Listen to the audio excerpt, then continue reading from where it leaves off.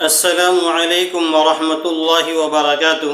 حضرت عبداللہ بن ابی کا اپنے باپ سے معاملہ۔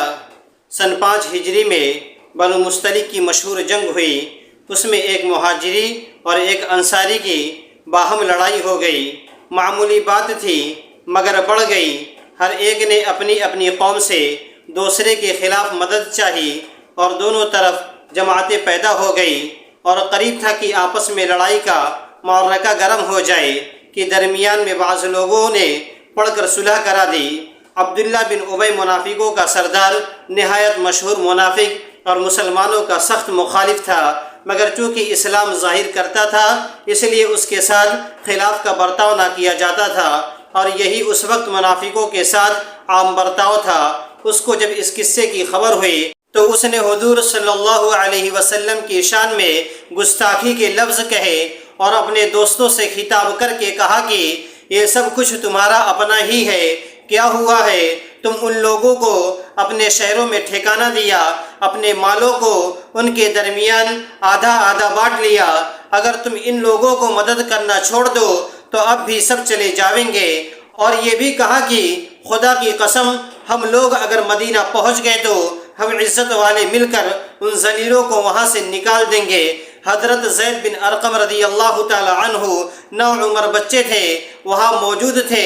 یہ سن کر تاب نہ لا سکے، کہنے لگے خدا کی قسم تو ذلیل ہے، تو اپنی قوم میں بھی ترچھی نگاہوں سے دیکھا جاتا ہے، تیرا کوئی حمایتی نہیں ہے، اور محمد صلی اللہ علیہ وسلم عزت والے ہیں، رحمان کی طرف سے بھی ان کو عزت دی گئی ہے اور اپنی قوم میں بھی عزت والے ہیں۔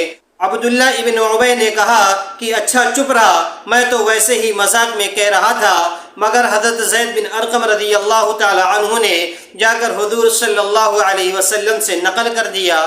حضرت عمر رضی اللہ تعالی عنہ نے درخواست بھی کی کہ اس کافر کی گردن اڑا دی جائے، مگر حضور صلی اللہ علیہ وسلم نے اجازت مرحمت نہ فرمائی۔ عبداللہ بن ابی کو جب اس کی خبر ہوئی کہ حضور صلی اللہ علیہ وسلم تک یہ بات پہنچ گئی ہے تو حاضر خدمت ہو کر جھوٹی قسم کھانے لگا کہ میں نے کوئی لفظ ایسا نہیں کہا۔ زید رضی اللہ تعالی عنہ نے جھوٹ نقل کر دیا ہے۔ انصار کے بھی کچھ لوگ حاضر خدمت تھے، انہوں نے بھی سفارش کی، یا رسول اللہ، عبداللہ ابن ابی قوم کا سردار ہے اور بڑا آدمی شمار ہوتا ہے، ایک بچے کی بات اس کے مقابلے میں قابل قبول نہیں، ممکن ہے کہ سننے میں کچھ غلطی ہو گئی ہو یا سمجھنے میں۔ حضور صلی اللہ علیہ وسلم نے اس کا عذر قبول فرما لیا۔ حضرت زید رضی اللہ تعالی عنہ کو جب اس کی خبر ہوئی کہ اس نے جھوٹی قسموں سے اپنے آپ کو سچا ثابت کر دیا اور حضرت زید کو جھٹلا دیا تو شرم کی وجہ سے باہر نکلنا چھوڑ دیا۔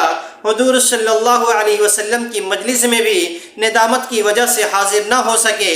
بالآخر اللہ تعالیٰ نے سورہ منافقون نازل فرمائی، جس سے حضرت زید رضی اللہ تعالی عنہ کی سچائی غالب آ گئی اور عبداللہ بن ابی کی جھوٹی قسموں کا حال اللہ نے ظاہر کر دیا۔ حضرت زید رضی اللہ تعالی عنہ کی اقعاد، موافق، مخالف سب کی نظروں میں بڑھ گئی اور عبداللہ بن ابی کا قصہ سب پر ظاہر ہو گیا۔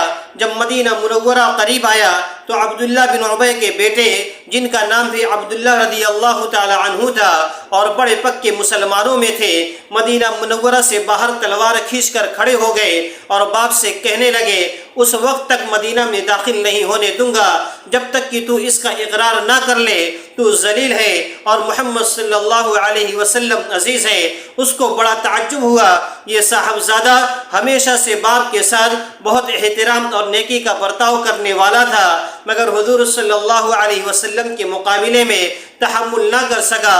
آخر اس نے مجبور ہو کر اس کا اقرار کیا کہ واللہ میں ذلیل ہوں اور محمد صلی اللہ علیہ وسلم عزیز ہے۔ اس کے بعد مدینہ میں داخل ہو سکا۔ اگر ویڈیو پسند آئی ہے تو چینل کو سبسکرائب کر دیجئے، لائک اور شیئر کرنا مت بھولیے، بیل ضرور دبا دیجئے تاکہ ہماری نئی آنے والی ویڈیو کا نوٹیفیکیشن آپ کے پاس سب سے پہلے پہنچے۔ اللہ تعالی ہم سب کو ان سب باتوں پر اخلاص کے ساتھ عمل کرنے کی توفیق عطا فرمائے۔ السلام علیکم ورحمۃ اللہ وبرکاتہ۔